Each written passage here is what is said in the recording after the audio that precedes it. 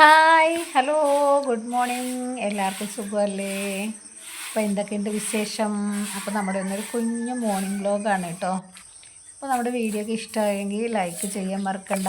Videos കാണുന്നുണ്ട് എല്ലാവരും like ചെയ്യാനും കൂടി മറക്കണ്ട കേട്ടോ, സപ്പോർട്ട് ചെയ്യാനും മറക്കല്ലേ. അപ്പോൾ നമ്മളിന്ന് ചേമ്പ് വേവിക്കാൻ പോവുകയാണ് കേട്ടോ. രാവിലെ നമുക്ക് ചായൻ്റെ കൂടെ കഴിക്കാനായിട്ട്. അപ്പോൾ വൈകുന്നേരത്ത് വിറകൊക്കെ അടുപ്പിൻ്റെ മുകളിൽ വെച്ചതാണ് കേട്ടോ കനലിൽ. അന്ന് നല്ല ചൂടായി ഉണങ്ങാൻ വേണ്ടിയിട്ട്. അന്ന് രാവിലെ തീ കത്തിക്കാൻ കുറച്ച് എളുപ്പമായിരിക്കും. പക്ഷേ ചാറ്റൽ മഴ പെയ്തിട്ടുണ്ട്. ഇനി തണുപ്പും മഞ്ഞൊക്കെ ഉള്ളതുകൊണ്ട് വിറകിൻ്റെ ഒരു ചെറിയ തണുപ്പൊക്കെ വന്നിട്ടുണ്ട് കേട്ടോ. ഈ പെട്ടെന്ന് കത്തി പിടിക്കുമെന്നറിയില്ല. നമുക്കൊന്ന് കത്തിച്ച് നോക്കാം. അപ്പോൾ ചാരമൊക്കെ തലേ ദിവസത്തെ ചാരമൊക്കെ ഒന്ന് കോരി മാറ്റുന്നുണ്ട് കേട്ടോ അടുപ്പെന്ന്.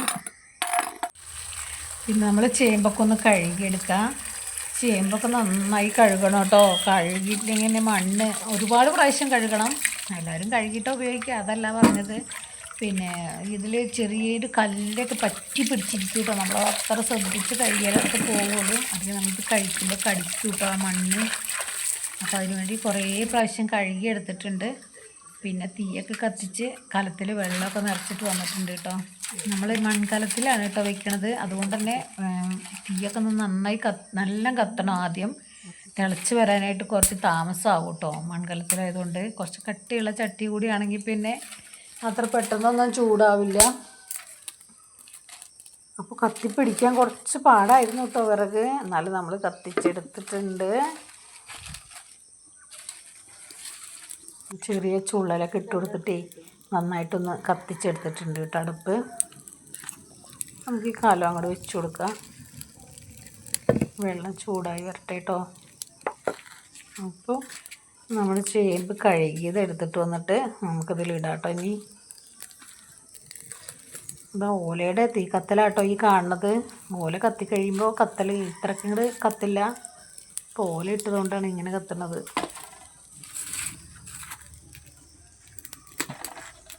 പുറത്തേക്ക് കത്തുന്നത് ഓലയുടെ ഒരു ഇതുകൊണ്ടാണ്. വലിയ ചേമ്പുകളുണ്ട് കേട്ടോ. അപ്പോൾ അതൊക്കെ ഒന്ന് മുറിച്ചിട്ട് കൊടുക്കുക കേട്ടോ. തിളച്ച് എല്ലാ ഉപ്പും വേകാൻ വേണ്ടിയിട്ടാണ്.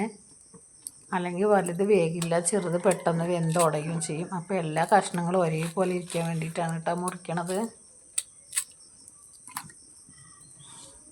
ചേമ്പ് ഇഷ്ടമല്ലാത്തവരുണ്ടോ? ചേമ്പ് എല്ലാവർക്കും ഇഷ്ടമാണല്ലേ? ഇവിടെ എല്ലാവർക്കും ഇഷ്ടമാണ് കേട്ടോ. പലർക്കും പല രുചികളല്ലേ. ഇത് വിശന്നിരിക്കുന്ന സമയത്തൊക്കെ ചേമ്പ് പുഴുങ്ങിയതും അതേപോലെ ചേന പുഴുങ്ങിയത് കട്ടൻ ചായയൊക്കെ കഴിക്കുമ്പോഴേ ഒരു പ്രത്യേക ടേസ്റ്റാണല്ലേ. ഞങ്ങളൊക്കെ കുട്ടിക്കാലത്ത് സ്കൂൾ വിട്ട് വരുന്ന സമയത്ത് ഇതായിരിക്കും കേട്ടോ പ്രധാന ചായക്കടി. അന്നതിന് നല്ല രുചിയായിരിക്കും. നല്ല വിശന്ന് വരുന്ന സമയത്ത് നല്ല ടേസ്റ്റായിരിക്കും കേട്ടോ. ഇപ്പോൾ പഴയ രുചികളൊന്നും കിട്ടാറില്ല. എന്നാലും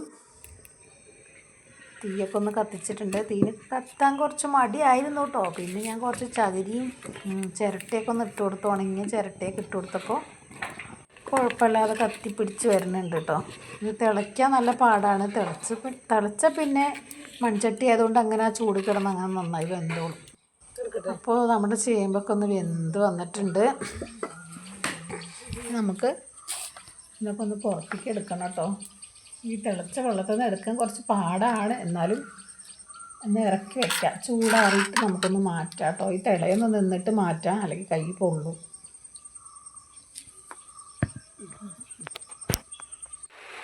വെന്തിട്ട് ചൂടാറിയിട്ടുണ്ട്. ഇതിൻ്റെ തൊലിയൊക്കെ കളഞ്ഞിട്ടേ നമുക്ക് മീൻകറിയുടെ കൂടെ കൂട്ടി കഴിക്കാം കേട്ടോ. മീൻകറിയും കട്ടൻ ചായയും. ഇതാ പുറത്ത് ചെറിയൊരു ചാറ്റൽ മഴയും കൂടി പെയ്യുന്നുണ്ട്. ഉഷാറായില്ലേ? അപ്പോൾ വീഡിയോ ഇഷ്ടമായെങ്കിൽ ലൈക്ക്, ഷെയർ, സപ്പോർട്ട്. ബൈ, നന്ദി, താങ്ക് യു. വീണ്ടും കാണാം.